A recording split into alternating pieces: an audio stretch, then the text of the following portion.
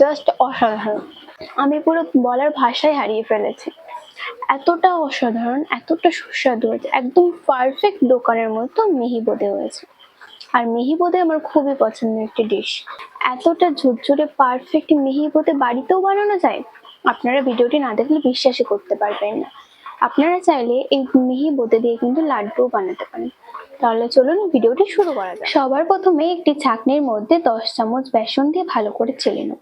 এই চেলে নেবার ফলে ব্যাটার একদম মসৃণ হবে এবং কোনো দলা থাকবে না। এবার অল্প অল্প করে জল দিয়ে একটি স্মুথ ব্যাটার তৈরি করে নেব। একেবারে জল দেবো না, ধীরে ধীরে জল দেবো।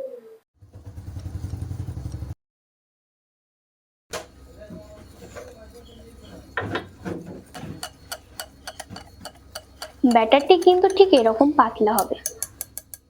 এবার ব্যাটারটি একটি পাইপিং ব্যাগে ভরে নেব। আপনাদের কাছে যদি পাইপিং ব্যাগ না থাকে তাহলে ঝাঁঝরি বা নুনের প্যাকেটও ব্যবহার করতে পারেন। এই পাইপিং ব্যাগের মুখটা একদম সামান্য করে কেটে নেবেন।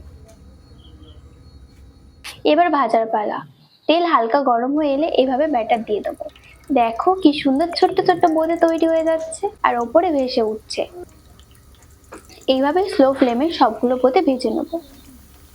সব কিন্তু একেবারে দিলে হবে না, আলাদা আলাদা করে সব ভেজে নিতে হবে, তা না হলে একসাথে এঁটে যেতে পারে। বোঁদেগুলো সুন্দর হালকা লালচে রং এলে তুলে নেব। এবার তৈরি করে নেব চিনির শিরা। প্যানে দিয়ে দেবো 1 বাটি চিনি আর হাফ বাটি জল এবং সামান্য ফুড কালার দিয়ে মিশিয়ে নেব। ফুড কালারটা অপশনাল। চিনি পুরোপুরি গলে গেলে এবং একটু আঠালো টাইপের হয়ে আসলে বোঁদেগুলো দিয়ে ভালোভাবে মিশিয়ে নেব। দেখুন কি সুন্দরভাবে শিরাটা বোঁদের সাথে মিশে গেছে।